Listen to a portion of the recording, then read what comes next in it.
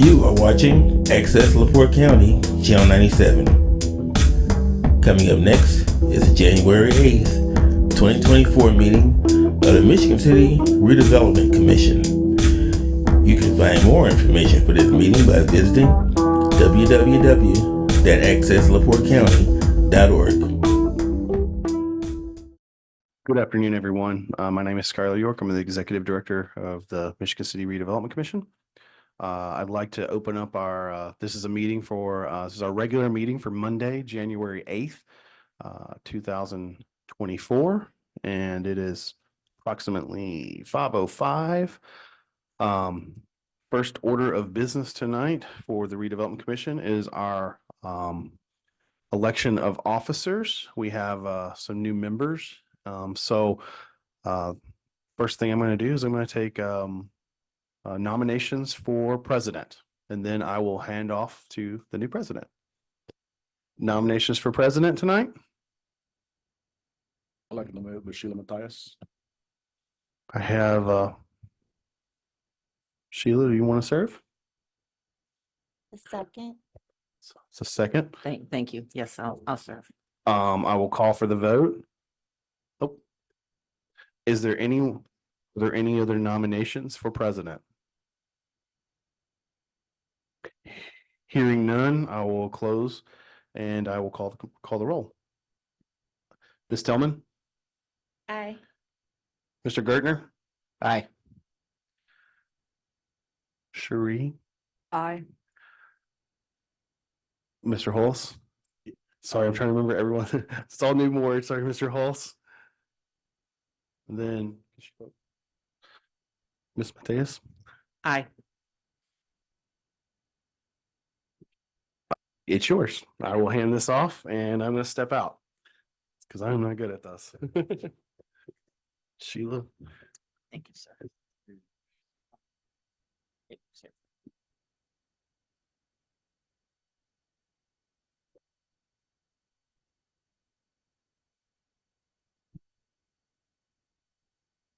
Good evening, everyone. My name is Sheila Matthias, just for those of you that don't recognize me. I'm delighted and honored to serve our mayor and our city team in this capacity. Everyone is new on this board, so I'd like to call our meeting for January 8th, 2024 of the Michigan City Redevelopment Commission to order with a roll. Ms. Tillman? Present. Mr. Gertner? Present. Ms. Wilson? Present. Mr. Hulsey? Present. Sheila Matthias present, and Skylar York, Present. Present. and Mr. Saranac present. We have everyone on the board present, as well as staff, Mr. York as the city planner and Mr. Saranac as the attorney. Next on our agenda, we need to approve the minutes. We have a series of minutes that need approval. We'll take them one at a time. I would entertain a motion to approve the minutes for the executive session on 12/11/23. Do we need it? We don't have a secretary right now. We need to go through the other. Yes. Okay. All right. Okay. Let's back up a minute. I guess I should read my agenda. We elected a president. We need to elect a vice president and a secretary. So at this time, I'd open nominations for a vice president. Is there any nomination for vice president? Thank you, Madam President. me. I would like to elect Sherry Wilson as vice president. Sherry? Okay. Yeah. So we have one nomination for Sherry Wilson for vice president. Are there any other nominations for vice president? Would you like to accept the nomination? Yes. Okay. Hearing no other nominations, nominations are closed. All those in favor of Sherry Wilson for vice president signify by saying aye. Can't do that. Okay. You have to, you know the requirements about that came on with respect to COVID. You have to ask each person. When they're present? Okay.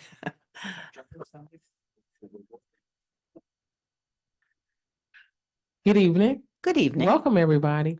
What I was told in the last session, I know I was gonna draw a blank. If all the members are present, you don't have to anymore. It's if one of the members is Right. on Zoom. Right. But if the That was my public is on understanding. Zoom, it's no problem. But and I know we talked about this at our last council meeting, as long as all of the members are in the are present physically, you don't have to do the roll call. So that was something that came down through AIM or whatever. Right.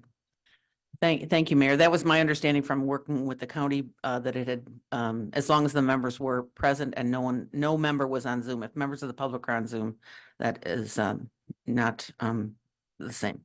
So, we have closed the nominations for vice president. Thank you, Sherry, for, accepting. All those in favor signify by saying aye. Aye. Anyone with a nay?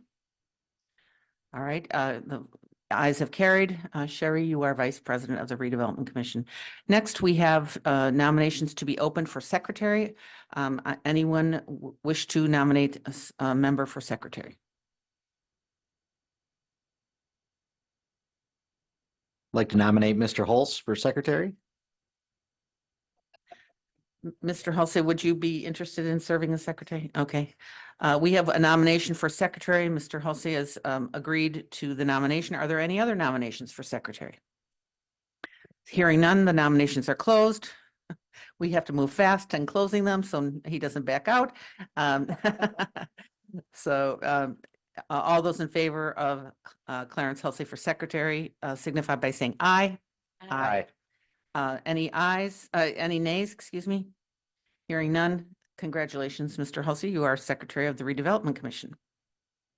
All right, let's move to minutes. We have a series of minutes that need to be approved.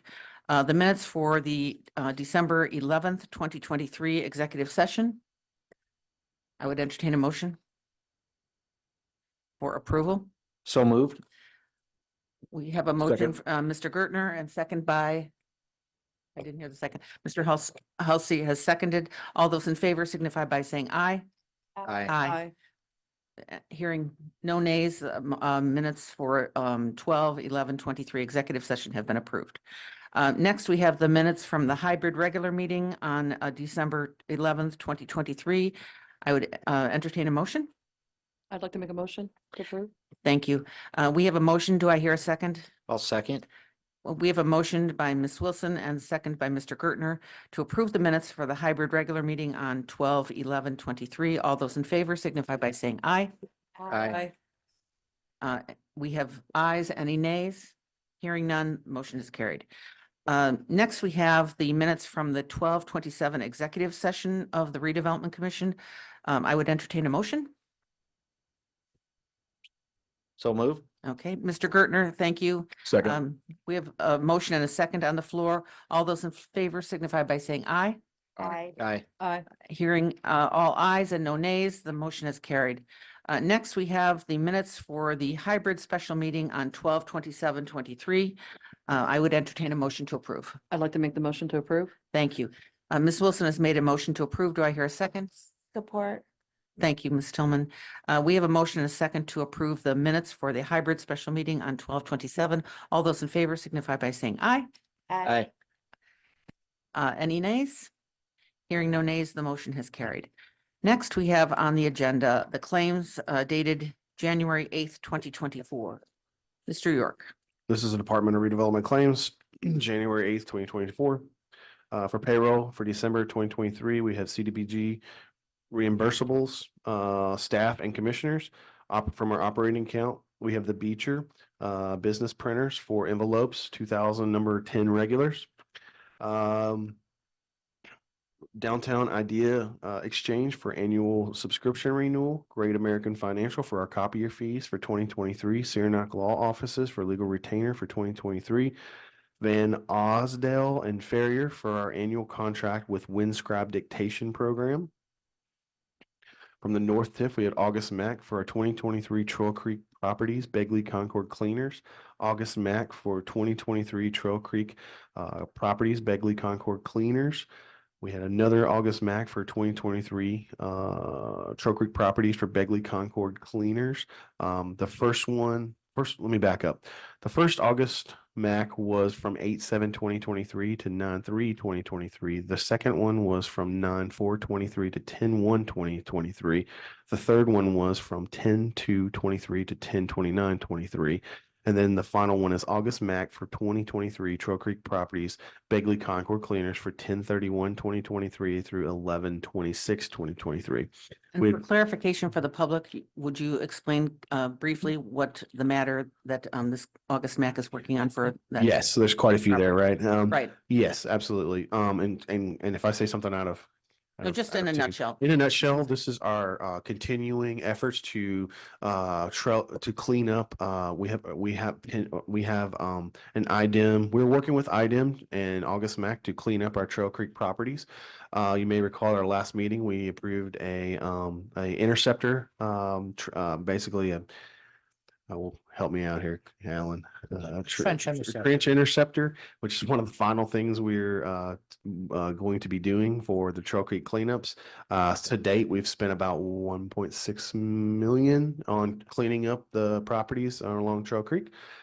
This is all from the Begley Concord Cleaners, and we have went through numerous I guess insurance mining to be awarded that money back from various insurance accounts throughout the historic past. Thank In a you. nutshell. Thank There's you. more to it than that, but in a Yeah. nutshell. So their next claims are Barnes and Thornburg for redevelopment and economic matters for SOLA ending in 11/30/2023. Barnes and Thornburg for Bloxham arbitration ending in 11/30/2023. Butler, Fairman, and Seifert for Washington Park Boulevard streetscape for 11/1/23 through 11/30/2023. Ellery Development for a facade grant, partial reimbursement for 607 Center Street. FedEx for overnight mailing of signatures for the station block bonds. Global Engineer for Michigan Boulevard right-of-way legal. Haas and Associates for civil engineering services for 11/13/2023 through 12/31/2023. NIPSCO for EV station at 8th Street electric service as of 12/1/2023. Plus Shadley, Reicher, and Braun for Trail Creek Properties expenses and advances for 10/11/2023 through 10/27/2023. Redwood Landscape for landscape maintenance of 114 East 11th Street, 3 visits at $230 each. Saranac Law Offices for legal services in the North TIF for December 2023. U.S. Bank for lease payment for 2021 refunded Elston Grove bond. U.S. Bank for lease payment for 2019 refunded Lafayette Barker bond. Wallach, Summers, and Haas for legal services for the Transit Center at 11/2/2023 through 11/30/2023. Wallach, Summers, and Haas for legal services for You Are Beautiful site, SOLA for 11/3/2023 in a previous balance. From the South TIF, we have DLZ for our South TIF Connectivity Improvement Project for 11/4/2023 through 12/1/2023. We have U.S. Bank for lease payment for the 2019 double track bond, and U.S. Bank for lease payment for the 2018 Ohio Street bond. From our 2019 refunded Lafayette Barker bond, we also have U.S. Bank for Operation Fund for Baker Tilly arbitrage compliance reporting. All right, we have kind of gone through the claims for redevelopment. The initial north side TIF, I think the totals are probably important. North side TIF, could you give the total there, the total for south side and the total for the Lafayette Barker bond? Let's see right here. Lafayette. Yes, for our north TIF, we are looking at $735,789.81. And from our south TIF, we're looking at $923,166.50. And then the Lafayette Barker for the compliance reporting was $3,145.00. Thank you. Yep. I'd entertain a motion to approve the claims as presented. I second it. Okay, we have a motion, Sherry, and a second. I'll second. Thank you, Tracy. We have a motion, and a second to approve the claims as presented. All those in favor signify by saying aye. Aye. Any nays? Hearing no nays, the motion is carried. Thanks so much, Skylar. Yes. You're welcome. All right, next we have the financial report for November 30th, 2023. Yes, this is our balance sheet for 11/30/2023, or as of 11/30/2023. In our cash accounts, we have operating account, we have $234,236.96. In our South Side TIF account, we have $7,980,915.71. In our Southside TIF debt reserve account, we have $336,308.50. In our Southside TIF capital account, we have $16,231.14. In our North End TIF account, we have $3,567,151.01. In our East Side TIF account, we have $315,328.77. In our Northeast TIF account, we have $733,852.25. In our loans receivable, we have a county business loan for $133,333.00, for a total assets of $13,317,357.34. Thank you. I'd entertain a motion to accept the financial report as presented. Motion to accept. Thank you, Mr. Halsey. A motion and a second, please. I'll second. Thank you, Tracy. We have a motion and a second to accept the financial report as presented. All those in favor signify by saying aye. Aye. Aye. Hearing all ayes and no nays, the financial report has been accepted. Next on the agenda, we have Michigan City Area Schools Technology Grant presentation. Thank you for being here tonight. This is always an exciting night. We get to see what's going on. So this is great. Welcome, Kevin McGuire.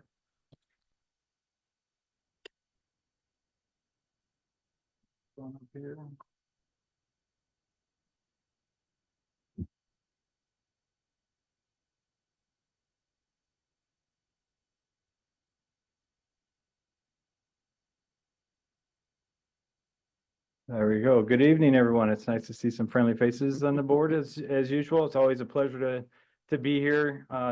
Just for a quick update, this is now our 9th year thereabouts. Over 2 different grant programs that we've ran with the Redevelopment Commission, each at a 5-year term. So we're in the 4th year of our 5th year of our 2nd grant right now.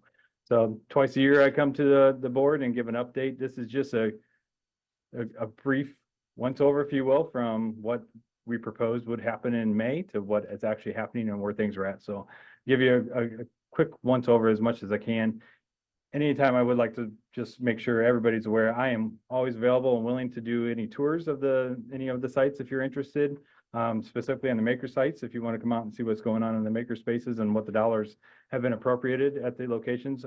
And if there's any questions that you may have, either from a historic standpoint or just an update, if you have anything, certainly we can off-site or outside of this meeting. I'm certainly available for that conversation in those meetings as well.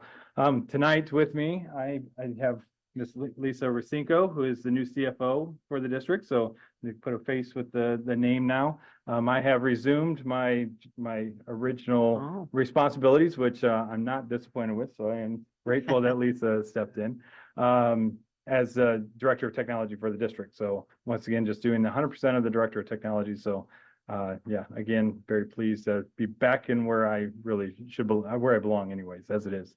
So again, the grant that we're working on right now is about transitioning our libraries into innovation centers. Ultimately, what that means is just putting a maker space in each of those centers. The whole goal and the purpose of the grant was to give equipment, instead of doing equipment at each one of our classrooms in all of our buildings, we'd put in the library where we already have the inventory and the space and the projects area for teachers to work on in those locations. And we put it in one spot and all the teachers share the one location as opposed to trying to get the equipment into all facilities. We're about a year behind in the grant, and COVID kind of being that challenging first year, and some of the dollars were paid, or we used some of the dollars to help pay for some of our needs from the COVID year and upgrade some of our technology in that one. So we're about a year behind, but we are quickly catching up now and very excited about what has happened in the last 6 months and last May since I was with you guys. So again, this is the grant dollars that we had proposed originally, $600,000 a year that we receive in the May timeframe, and that goes to the following school year. So again, this May will be the 5th installment of that grant. You can see most of those monies, about $400,000, goes to staff development and PLC time that the staff uses after class period. So technology has 2 hours a month essentially that we utilize those dollars to pay for training and support for our teachers after hours. So that's roughly 2/3 of the grant funds go directly to the staff for staff development and update. The other dollars go towards the equipment and the availability of supplies and whatnot in the makerspace areas specifically for this grant. What's happened now in the last 6 months since last time I saw you? Last summer, we had a very successful summer PD program that the technology department ran that was completely financed by grant dollars that you had offered us. So 144 teachers of our roughly 400 teacher staff attended workshops throughout the course of the summer. We had about 15 different workshops, about 44 hours of actual training going on through technology that the grant helped paid for. We have 2 early release days that we work with the staff this year. So we've moved from the e-learning days that we've had in the past and the staff development days to early release days. So that's a bit of a structure change. And then, as I mentioned, the 7 PLC time days, that's what was completely paid for by the grant dollars that we have received. On an equipment standpoint, we've offered the CBRS. We now have, step back a little bit, we have a wireless access project that we have in downtown Michigan City that is roughly covers about 1,500 homes. We haven't seen that many the students take access to devices, but it is available downtown. Last fall, for the first time, one of the vendors, CTL is the vendor, the manufacturer of the device, actually offered a device for some show and tell that has the capability of connecting to that network. So these are devices that we have available now. We have 10 of them as a test and a pilot that are available to students, primarily our homeless students we're focusing on. This gives them access anywhere that to go in the downtown area and connecting to that wireless network. That wireless network was paid for with gear dollars or COVID dollars that the governor had granted us back in 2001 or 2021.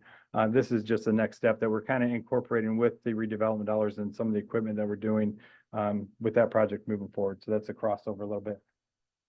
We now have makerspace areas in all 3, equipment in all 3 of the secondary buildings, so Barker, Krieger, and the high school. The high school is open and operational starting just after Christmas here. We're working with the staff on what that means for availability to teachers and students, because we want to make sure obviously the equipment's there. So we're still working some of those out, but the classroom is open and available at this time. And we we have one pilot program, if you will, at NAP, which is our first install at an elementary school. The idea was to get some equipment, get some ideas, have some conversations with the teachers in that building so we know what we want to move forward with the rest of the elementary schools then next fall moving forward. We've also added a Glowforge etching machine at the high school, which we have one of these already in our CIM area and classroom. So the goal and the idea again around the makerspace at the high school was to give access to the equipment to our students outside of the classroom when they're in the CIM lab. So now they would have access to this equipment either after school or during their other class periods where they can take what they've learned in one class and actually utilize it in another class. So if they have a CIM class, they learned it, they want to use the skill set in English or language or in social studies, what have you, they would have access to the tools in the makerspace area.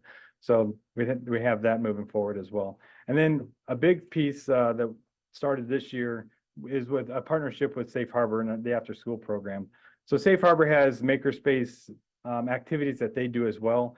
This is the first time that the technology has partnered with the after school program to help enhance and make available supplies and equipment to our students both before and after. It seems a no-brainer, right? But unfortunately, because of the way funds are made, Safe Harbor can't buy supplies that are used during the school day. They can share equipment, but they can't buy supplies. So what we've done in the partnership essentially is that they're buying some of the equipment that we now have access to during the school day as part of the partnership. We buy supplies that they have access to as part of the after school program. So it's a give and take, and part of the dollars that we have from the Redevelopment Commission is paying for some of those activities and those supplies. From an infrastructure standpoint, we have extended our fiber now to the new CTE pre-K building. So on Woodland Ave, if you're not familiar of that new space that is opening up, pre-K has opened up there, CTE to open up this fall. We now have access to our network with some dollars. Not all of those dollars, some of the dollars have come from the grant, but not nearly all the dollars it took to get that connection. We'll talk about this a little bit more, but the iNeighborhoods proof of concept is something that we had proposed or we had shared with all of you or the group last spring. So I kind of want to expand on that a little bit because that is, again, some dollars from the redevelopment grant have gone to help launch that. And now that's being picked up with some other dollars and other grants. In that as well, there's a Washington University partnership that we have. And we've also done some physical edge switch, the network components that your computers plug into on the edge, as well as some wireless access point upgrades within each of the schools. So that's K-12. It depends upon where things are at. In all honesty, our network is in very sound condition now, thanks to some of the grants you have. In your document in the write-up, you see some of the other dollars that we've been afforded from grants. The E-rate dollars are a big portion of that as well. That's a big grant. Roughly $250,000 a year goes to help updating the network in that regard as well. So back to the nitty gritty here. This is a picture that I shared last year. This was halfway into our kind of mess that we created in the classroom. The makerspace sits right outside the library. We had to do some new flooring, some paint and some cleanup and some storage and whatnot. But here are some new pictures now that I had just taken this week. So the classroom is ready and available. You can see the Glowforge there in the top right, new furniture. The idea on each of those screens are the students have access to connect their Chromebooks to the screens, and they can work in small group setting and work with their partners. We have some high top tables, things. We have welding kits, not welding, I'm sorry, soldering kits, so students can practice their soldering. We have some solar robots, a lot of techie stuff. But on the, I guess I don't have a good picture. On the left side, there's also Craftsy. So as you can imagine, Makerspace isn't just about the tech and everything that goes along with that. It's also about crafts in that dioramas for, English classrooms. We all remember doing, shoe boxes and building your picture and whatnot. They still do that in high school. You don't always have to create something technology wise. So we are collecting, toilet paper rolls. And I think there's a picture in there. You can see the paper rolls that we have on the top left. So we have all those things in there as well, pipe cleaners and just anything that you can imagine that you would need for a crafty. But many times, a lot of those things go along with the tech. So there's also the interchange. But that's what all of our makerspace is. This is going to be kind of the model that we use. And then we have 3D printers shown on the bottom right as well. There will be 6 3D printers available for the students. 2 are kind of intermediate 3D printers that you can do a little bit more with. 4 are more of the elementary style that you download from a diagram from the web and you just print it. So we're looking for ultimately what we want our students to start fixing things or repairing things or creating things that would come to a solution, not just a paperweight, if you will, on their desk. So we are excited to get those available for the students. And these are the middle school concepts. So I mentioned we have the equipment. We have not received the furniture yet, but this is the concept for the middle school. And again, this is a transition of the library. So if you've been in the libraries, this is looking into the library. So the back drawings there that's just more library. But this will be a corner of the library at Barker and Krieger. They're both pretty much exactly the same. That all students will have access to the equipment and to the space at any time throughout the day when the teachers release them or even after school hours in. This is that partnership with Safe Harbor that they'll have access to these tools and resources after hours as well. And the same thing for NAP, with the equipment that has been received and inventoried, we're just waiting for the furniture to be available for them. So I mentioned we'll kind of dive over to the digital revitalization project that I've been working on, as well as our partners, iNeighborhoods. I have the logo down at the bottom. This is something we presented to the commission last spring.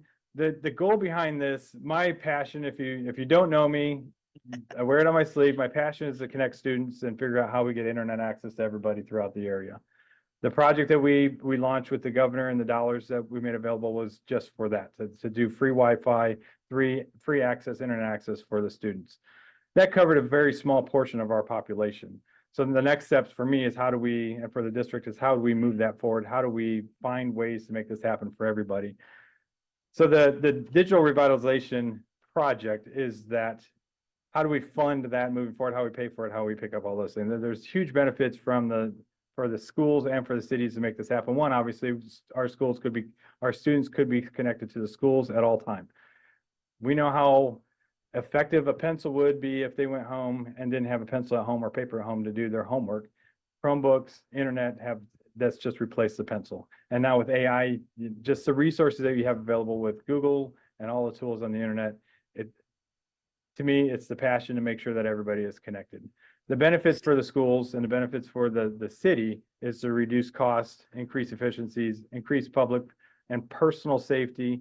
Part of our goal is student and workforce development, to make sure that we are preparing our students to make sure that when they go out the workforce, they have the skills that they need at the time. And we also, from my standpoint, would also like to put students to work, that this project, as we move forward, certainly could help afford and pay for students to actually get a job or go to work in school or after school. So some of the things that we had, and just to get you updated, because we presented this last spring and now they actually happen, that we have these things in place. At Barker, we're using as our proof of concept. It's a GPS, we have GPS tracking at Barker, and I'll show some of these off as well. People counters, door monitoring, which is a big issue for us. If you recall the Texas shooting last spring, last year, there was a door propped open in the back of the building. We currently don't have a way to know that if you're in the office, if a door is propped open in the back of the building. Water levels, if there's flooding issues, air quality, heat sensors. Downtown, we're working with Good News Vintage and the Beecher. We actually have a camera placed on Beecher to overlook the new South Shore train station as it's being built. So that should be going live here very soon. We're coining those as buddy cams. And then we also have a device tracker so we can see people moving around the area. It's anonymous. We don't know who you are, but we can see how people are moving so we can look at some community flow in that area as well. Again, these are just proof of concepts, just seeing what the data can do so we can all start talking about how we can move this forward. And one last time, this is that business model of what could be on the network if we can offer this to students and to the community. So that's really the whole idea and concept behind this project. Oh, and then I want to switch over because I do want to show you real quick. Any questions while I switch? Kevin, when will the buddy camera for the train station be up and running? Well, Just curiosity. it's actually installed. Okay. It should be available anytime. I don't How's- have an exact date, but Can you just give me in a nutshell, how does that work? absolutely. So there's a time lapse camera as well as a live that's cool. camera. So the time lapse, the goal is that obviously we can do a 12 o'clock picture, and then over the next course of the year, we can see that the building being built. Then there's a live camera, so you can actually get on it and check it out. Now, the neat thing, and the reason we call this the buddy camera, and this is about personal safety, not public safety. The neat thing with the buddy cam and what we're trying to develop is that, and this is from conversations with the community and with the people that we've been chatting with, we don't want anybody to just jump on a camera and be able to monitor an area for a period of time and see what's happening over any given time. So we give 10 seconds, and you get 10 seconds throughout the course of the day, 3 times. If you look at a camera more than that, then you're kicked off until the next day. So you can't sit there and monitor a location for any long period of time. And I should also mention that right now, this is only available for admins. So this isn't available in the public sector just yet. But it is something we're testing and working with. And it's not just in Michigan City that we're testing this. You'll see the partner is in St. Louis and doing the same thing. If you're familiar with St. Louis, there's a revitalization attempt in the Delmar Loop, which is an older area, very similar to Michigan City in that it was industrialized. People left and moved out, and now they're moving back in. They're trying to bring it up. It's just outside of Washington University. So the WashU campus. So that a lot of the things that we're doing here, they're mimicking there. I would also like to mention, I mentioned the student organization. The WashU student organization is doing some of the programming for us and some of the internships for us with the partner that we have. So some of what you're seeing here is being programmed by the students down there. So all the same things we want to involve here, whether it's Ivy Tech, whether it's Purdue North Central, or our students at the high school, we certainly want to take advantage of the resources there and their creativity. Because all the things right now, we're only limited by what we can imagine the network and the sensor is able to do. So this is our proof of concept that we have right now. currently we have a couple trackers and devices. Everybody's seeing GPS, so that's nothing new, but this can go as small as we are working on Chromebook tracking for these devices. So we know where these devices are at and we can track them at any time. Unfortunately, I can find a Chromebook when it's turned on and logged in. I can't find it when it's not logged in or turned on. So with an asset tag on the device, we then can track that device no matter where it's at on the wireless network that we have in the district. You may have noticed outside of Good News Vintage, we have 3 parking lot sensors that we worked with the city on to get the 4 sensors that we worked with the city to get anchored into the pavement. They since have survived the snow because we haven't had any, but one of the proof of concepts there was to see how that was going to handle the plows this winter. But those are active, and actually these sensors are live there. This is a picture of Good News Vintage. This is actually a soap dispenser developer in the Del Mar Loop down in St. Louis. Here's where the camera will be for the South Shore once we get that up and running. But some other things that I wanted to kind of point out, all these other sensors we currently have at Barker as it stands. So we're, again, the buddy cameras, we have so this is actually a sensor in the restroom to give us some information about what's going on in the restroom. The big thing in the restroom is the air quality within the restroom, as well as vaping is an issue, potential smoking, just to know if there's any discipline issues that we need to address in the restrooms. But the other big thing is that this will give us occupancy, which that's really the priority. The whole idea behind many of these sensors is from a first responders point of view. Any information, any data, anything I can give a first responder as they're pulling up to a facility, it could be lives. If there's a fire, they know exactly where the fire will be. There's heat sensors, so they know where the fire is going to be the hottest.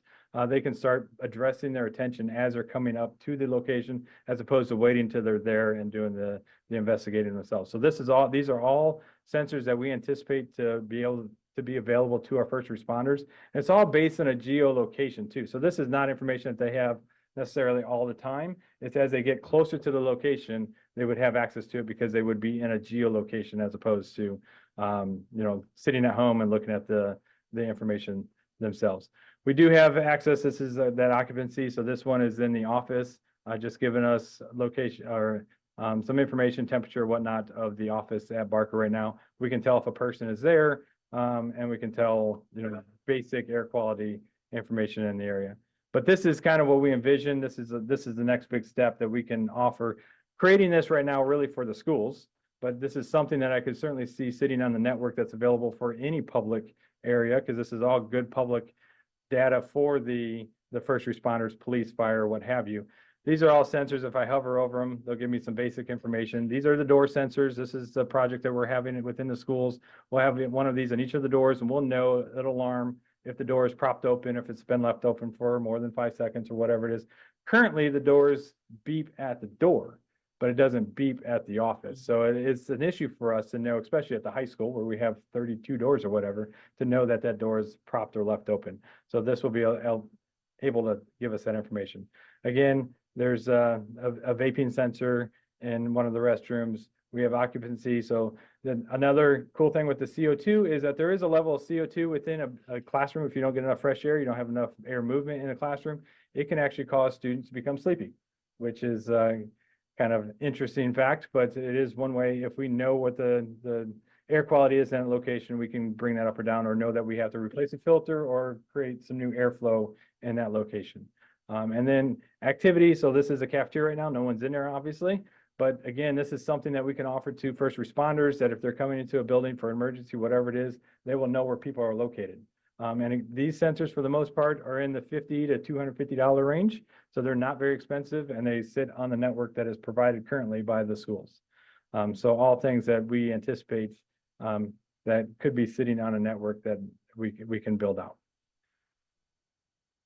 I think that is the end of the presentation. Is there any questions? A lot I know going on. I will be back in the fall again. Or not fall, I'm sorry, May is our general time that we come back. I will give you the update for next year and how we're going to move forward with next year. I will give you the financial update of how we spent dollars this year and moving forward. And I would like to, I know it's early, but I mentioned it's the 4th year that we'll get our 5th year installment. I would like to entertain the idea, whether what the calendar looks like. We can look out a few weeks, few months, but start having a conversation about the potential of applying for another grant for the next 5 years moving forward, and what the appetite or what the technology initiatives that you guys may see that you want to partner with and how we want to move forward. So we certainly have our ideas in some ways, but we'd like to have that open conversation so we can kind of gear that for what the appetite may be. Any questions? Any questions? I just, Please go. oh, okay. Mhm. Thank you. Just to take all this in, and for some reason, what comes to mind, this is very interesting. And that is, it seems like another way to monitor or to track as far as the populations in the school is just like how we go into government buildings. We have to fob in. If they have their school IDs, but if they fob into the building, you're accountable going into school, and fob into your classrooms, which should go into a computer to show their attendance so that so any rooms they go into, they should have to be able to fob in is another good way of tracking. Just a suggestion. Not a Throw bad that out suggestion, and there. one that we have entertained. Okay. Or are entertaining. Obviously, the sensors and the fob for each of the classrooms are not. So I actually had a conversation, and if anybody steals this idea, I'm going to be a little disappointed, with a door handle manufacturer and putting the fob reader in the door handle. Every classroom has a door handle. If we can put the fob reader in the door handle, it's right there. The biggest issue from a school perspective and bigger conversations that we had there is that you have to have your students maintain their fobs, and what happens when they don't have a fob. And unfortunately, our freshmen and 10th graders aren't the best at keeping a hold of their Chromebooks themselves, but keeping a fob. Yeah, I mean, it is something that we have entertained. The technology is not quite there yet, but definitely something that we want to look into to make. If we can give 10 minutes of time, because it takes 5 to 10 minutes a class period to take attendance and go through that first initial introduction for the day, right? If you can give 10 minutes of class period, 5 to 10 minutes back to every teacher every day, think about that gain on the other side and what you have in the increased instruction time. So absolutely, if we can do something much more seamless than that, that'd be a big win for everybody.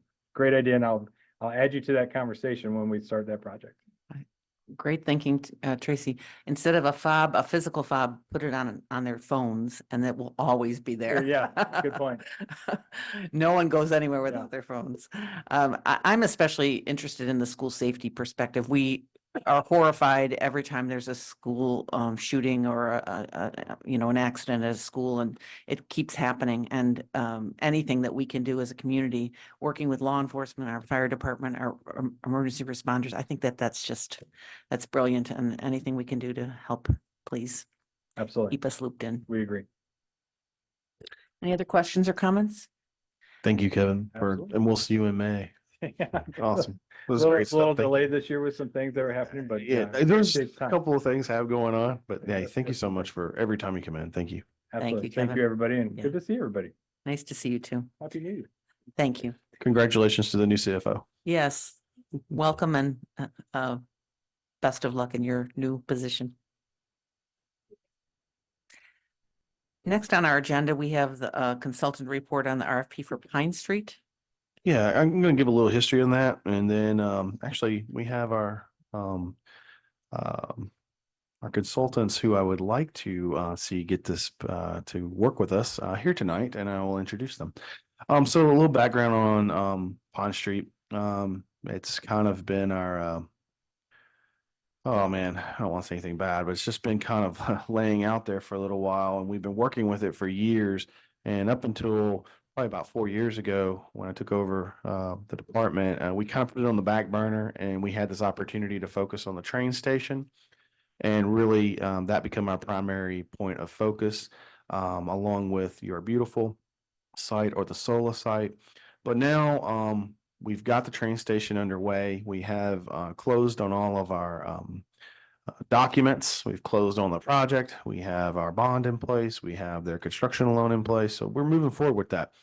I think now it's prudent that we bring forth Pine Street again, keeping in mind we only owned about one block of Pine Street last time we had done this. And now we own from Michigan Boulevard. Essentially, we own about 2.5 blocks all the blocks from Michigan Boulevard to Pine Street, and then bordered by 5th and 6th Street. So all that belongs to the Redevelopment Commission now. That being said, it's a large chunk of land. All the developers that we have been talking with, and when I say we, I mean the EDC and Clarence under his leadership, and are asking us for they want control over the whole entire site. And it makes sense, but we never had that opportunity. Now we do. We own, like I said, we own the whole thing from to Michigan Boulevard.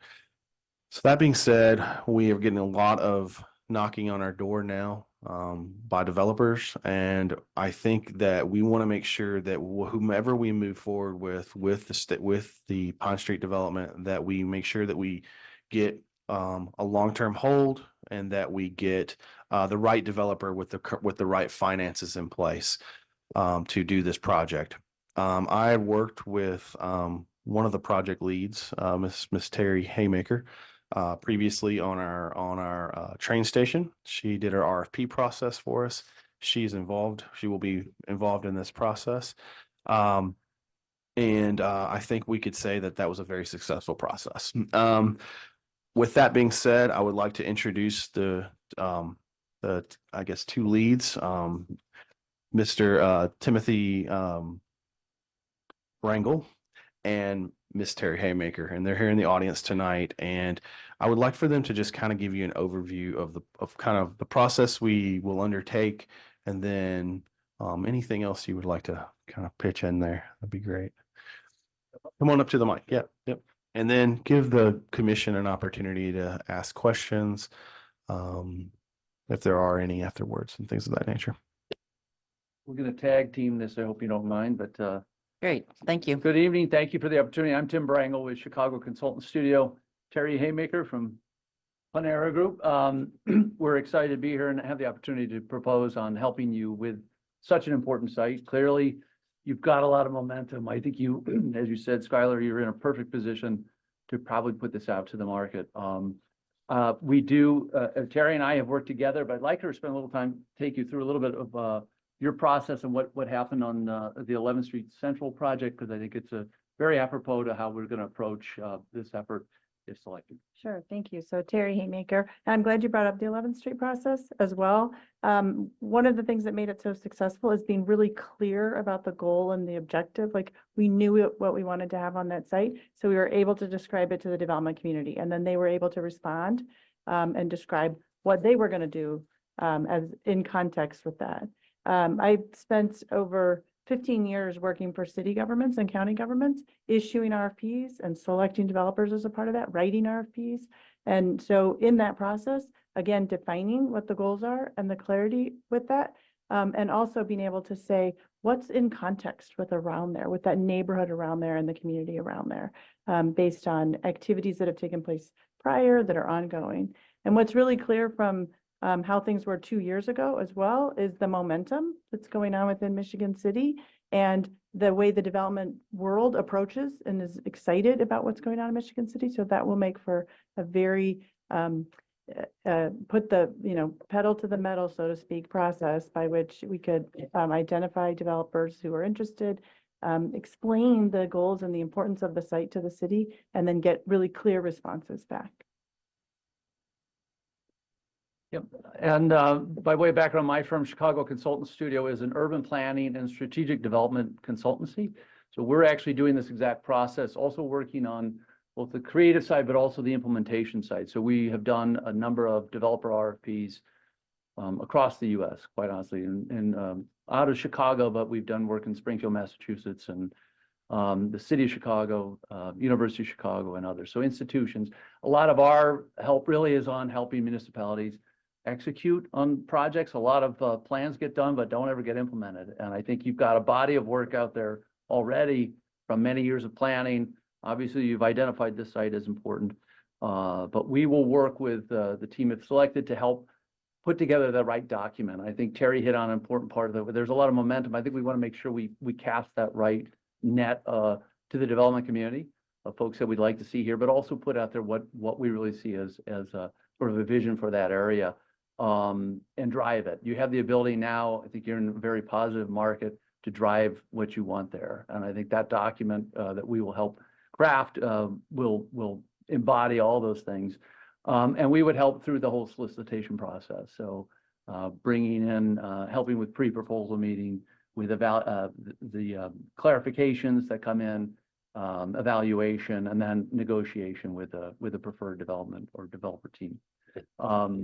I would just say one of the things that I think is kind of paramount with this type of process is the evaluation, and on the rear end of it, the evaluating the proposals, but also looking at our financial and asking those hard questions. Like that's where I think the expertise of having a team behind not just you two, but there's probably other people in your departments or in your firms that know financials and things like that. There's a depth of bench there, if you will, with knowing what questions to ask for the financials. Really getting down to it, like, can these people, can the developer perform? Do they have the equity to go get this loan? Can they make this happen? So those are important questions that, and then bringing us back the top 3, top 4, whichever that be. I think that's a really, really, from my perspective, that's a very important piece. And Yeah, financials drive it. Absolutely. Absolutely. Along with vision, along with a lot of other things, but yeah, absolutely. That's having the wherewithal to do it is capacity is really important. So. I would just jump in on that. Financials drive it, having the wherewithal, being able to be successful, but then also like that's what happens now at this moment. But 5 years from now, 10 years from now, this, the site will be developed into something, and it, how it fits in with the vision and the goals for the city will be a big part of that process. And one last thing, I think in putting all that into the proper redevelopment agreement or agreement with a developer that is binding, that is one of the things we've worked very hard on is getting the right commitments and milestones, and basically arming the city with the right tools to implement that, and driving the developers towards those commitments that they make.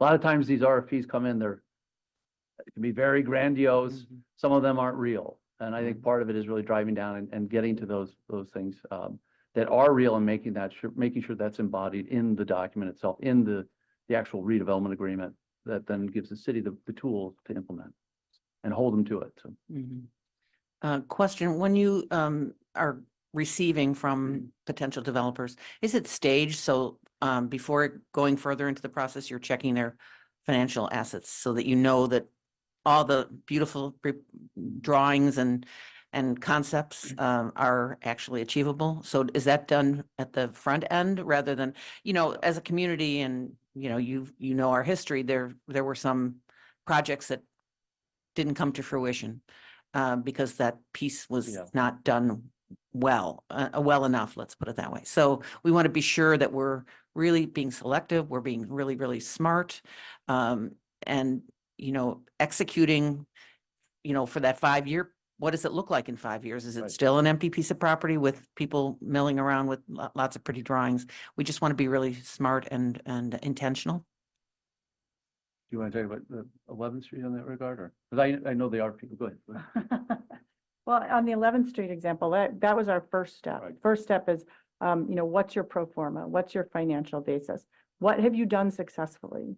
And how much equity you're bringing to the table? Like, what is the success of the developer? All on paper, no pretty drawings, all numbers and facts and information that we then go out and do due diligence research on to confirm.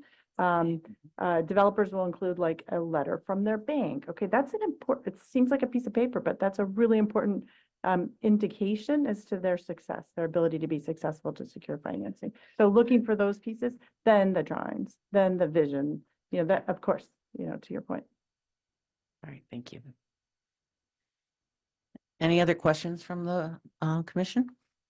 Yeah, just a quick question, looking at one of your projects that you worked on, the Hyde Park redevelopment. Tell me about that. I mean, that's an awesome project. I continue to see 10 years later what's going on. How do we make that happen here? So you know that one. All right. It's that was a very interesting project, but it started with a joint venture of the city and the University of Chicago in Hyde Park in Chicago.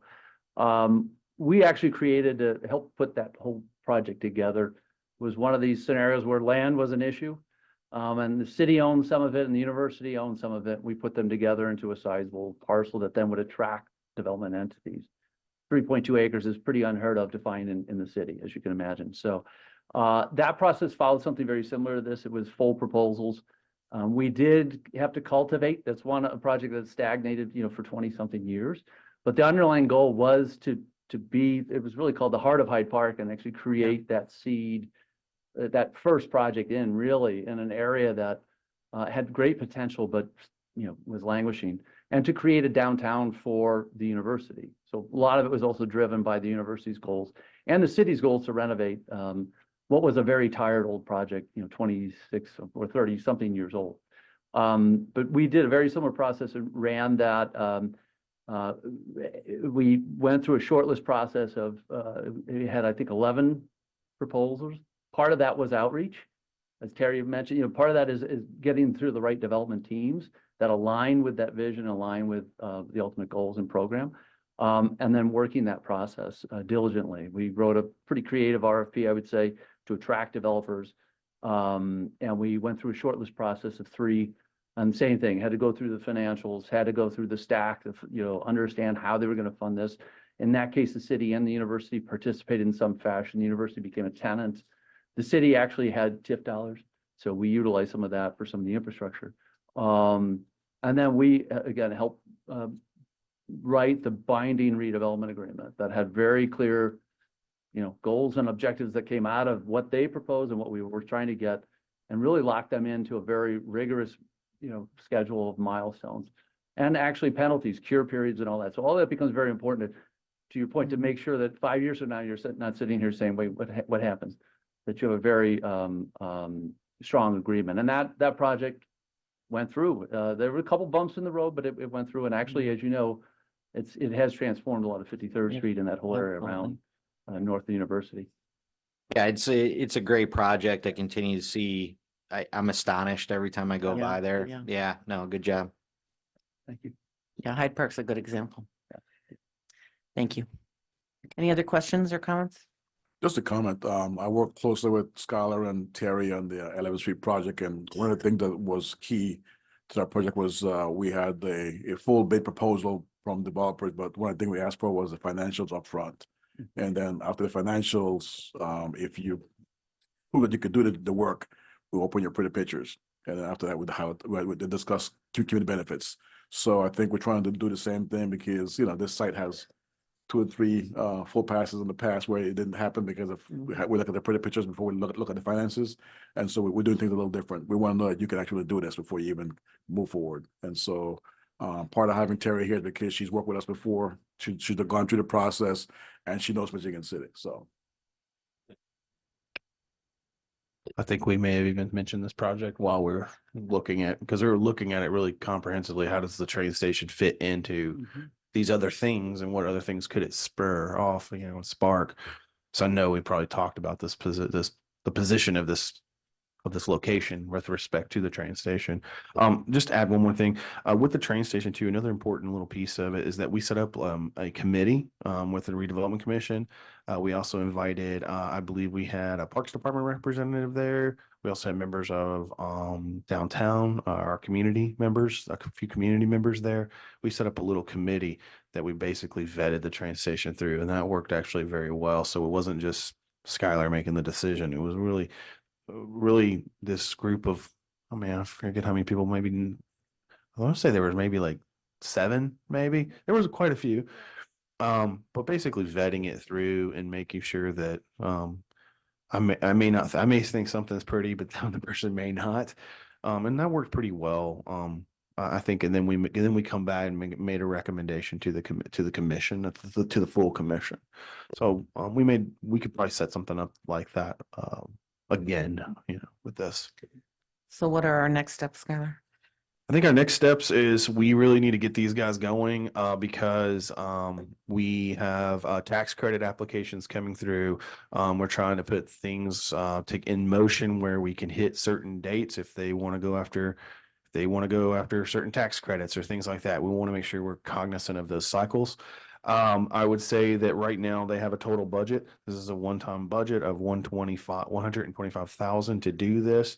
This would be running the whole entire project for us.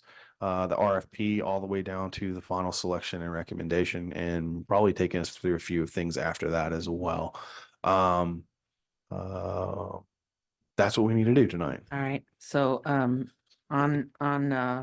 up for a vote is a proposal for not to exceed $125,000 to work on this Pine Street property. And that's a pending review. Pending review by our attorney. Oh, you've already reviewed it, okay. I'd entertain a motion of I'll- support. Thank you, guys. I'd like to make a motion for CCS, Chicago Consulting Studios, to not to exceed $125,000 for their consultation. We have a motion. Do we have a second? I'll second. Thank you. We have a motion and a second to approve the proposal for this Pine Street consultation. All those in favor signify by saying aye. Aye. Are there any nays? Hearing none, the motion carries. Congratulations, and please keep us looped in. Thank you. Thank you for being here tonight. I really appreciate that. Thank you. Next, we have removed the snow contract discussion as no longer necessary, so we're going to move on to the station block update and approvals. Alan, any updates, approvals? I will give just a small update. You may, to the public, just for public notice type things, you may be feeling some vibrations. They are vibrating the soil to make it to compact there to get in preparation for pouring the foundations. This is a very large building, so they want to make sure that when they pour that they are getting good compaction. Just you may be feeling some slight tremors, so it won't be forever, I promise. And then what else? There's some other developments since the last time we met was that Flaring Collins has secured their $39 million loan for both the garage, but more importantly for the mixed use building. I mean, we won't talk about all the process of that, but we have secured it. Yeah, that was, they had their approval on December 21st. It was not finalized. It was not officially recorded until December 29th because of a ransom attack, worldwide ransom attack on the title company. But that got settled and everything was done, taken care of on December 29th. So that is certainly good news. And obviously, as you know, that our bond has been approved and we ended up getting an interest rate, or bonds have been sold. We got an interest rate that was about 2% less than what we had anticipated, thereby saving an additional $2 million over the course of the bond over the next 25 years. So That's significant. we've had some obviously some significant successes and significant developments over the course of the last month. And as Skylar mentioned, part of the Flaring Collins securing their loans involved more agreements than I can care to remember at this point, all of which that were necessary, all of which have been approved, all of which have been included as part of that loan. So we're heading into the home stretch of getting into the of actually just sitting back now and letting everything get constructed. There's more to it than that, but yeah, you get to sit back. There will be the next pieces, the next big piece that you'll be seeing, along with the vibration, that will stop. Then you'll see the building foundations go in. But the next big real piece will be the moving parts, which will have about 900 pieces of concrete coming through our city. We've worked out through Board of Works that route, things of that nature. We will notify that route prior, probably 2 to 3 weeks prior to running the trucks through Wabash Street, essentially. We'll make sure that we notify everybody just so that they know the trucks are going to be moving through the day there. They will not be going 24 hours a day. They will only be moving during the day. But just be aware of that. I know it's some growing pains, but you know, our cities, there's a lot of things happening right now. So Thank you. Thank you. Let's move on to the South TIF Connectivity Improvement Project. Are there any updates or approvals? I don't know that we have any approvals. I will say some updates. got ownership now of the roads, correct? Yep, all of the roads are in the possession. I think our next, we have paved them. Brad, correct me if I'm wrong. If I say something I don't want, we've paved them. We have corrected some issues down there with some turning radiuses for the trucks, so we'd stop running over curbs and keeping having to replace them. And then I think our next piece that we need to do is dedicate to the city, if I'm not mistaken. We need to make sure that these roads go into our city for dedication so that we can include them in our CCMG requests and things of that nature so that they officially become city roads. And we need to do that through the Board of Works in the near future. Thank you. Is that good enough, Brad? Did I hit everything? Alan, did I get it all? Good. Next, we have any updates or approvals on the SOLA site, the You Are Beautiful site? Yes, we had a meeting this past week. It was a good meeting. We have reviewed all of their current financials. We found them to be in order as of right now. We will start our process of working with their bond counsel and our bond counsel to make sure that we move forward to see a successful project. That's where we're at right now. I will speak with Barry, the lead, tomorrow, and we will start our process moving forward. Thank you. Any questions or comments from anyone? Okay, moving on, legal counsel, any reports or? The only other report is that there was an executive session before this meeting. No items were discussed that were not permitted by the open door law, and no decisions were made. Thank you, sir. Any additional reports from our director? Yes, I have a request tonight, and I apologize for the short notice, but it's something that I have just recently found out about. Through our CCMG program, which is the Community Crossings Grant Program, which allows us for a one-to-one match with state funding, we have found out that we have an additional opportunity to receive an additional $500,000 for paving for this year. We have already allocated $1 million for this, and we've already received $1 million, correct? But what I don't want to do is miss out on the opportunity to receive an additional $500,000 to allow us for an additional $1 million in paving. That being said, we're under a tight time frame. We have till the 31st to get this turned in. I would like to ask the commission to allocate an additional $600,000 to go after this additional $500,000. Mayor, correct me if I'm saying anything wrong. And $100,000 of that would be for the additional engineering, and then the respective engineering. I'm sorry, blanking here right now. Oh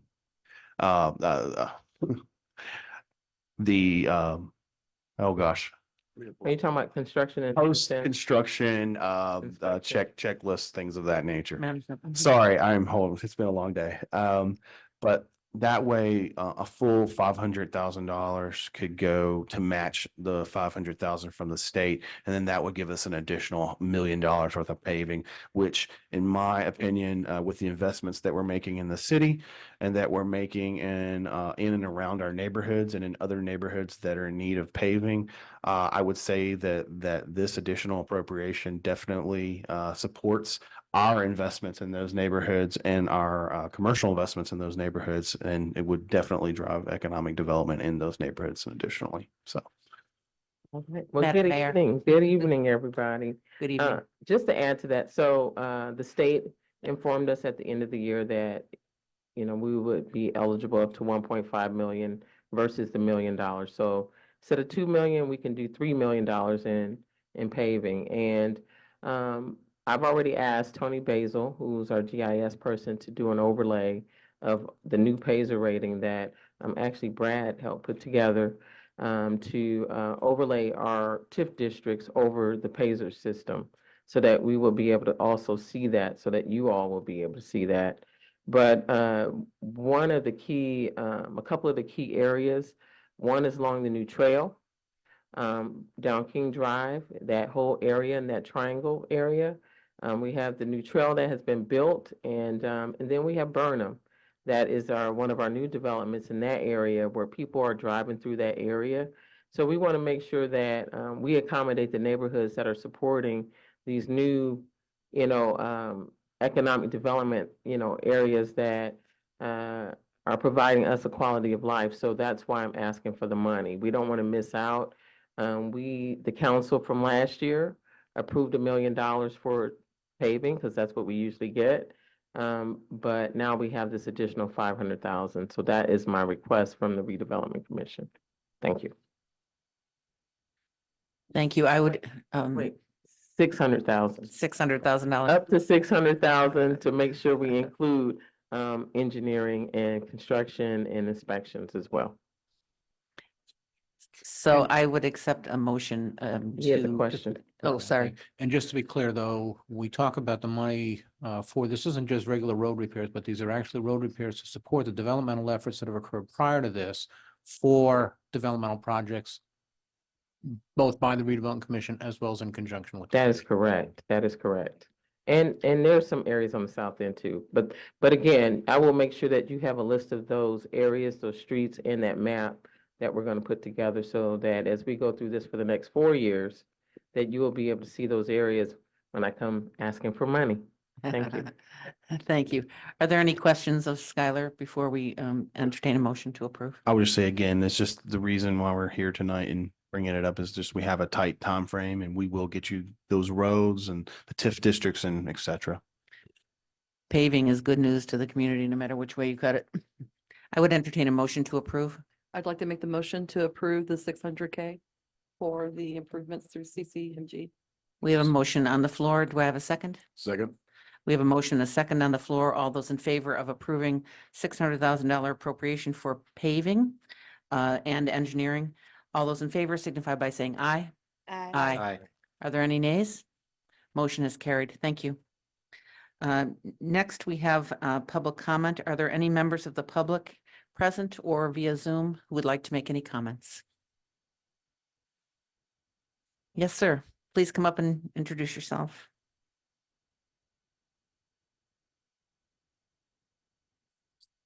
Welcome, everyone. This is Scott Mellon from 200 Kenwood Place. Just a quick question. The potential bond offering for the SOLA site, what is that proposed amount for the bond offering? We do not know yet because we haven't had the calculations done. What has to happen is we will have to work. They will give us a pro forma of what they estimate it to be, based upon the uses and the various number of condos, townhomes, et cetera, the mix of uses. We don't just accept that. We take it. We look at the development. We'll want all their floor plates to know how many 1 units and 2 bedrooms and 3 bedrooms they got. We will then hand all that to our consultants who will do our pro forma on it and basically come back and evaluate that over a time frame, over a 22 to 25-year time frame, and they will tell us what the potential bonding could be for that. So we don't know quite yet. That's something we have to work out and negotiate, and then we have to decide. Do they get a percentage or do they get all, there's a lot more complicated things to ask. The 11th Street Station is $19.5 million bond, Correct. which is what, about 20% of their budget for the project, or no, it's an $80 million project. It's $100 million project. So we're kicking in 20%. Sure. Yep. Would that be about the math?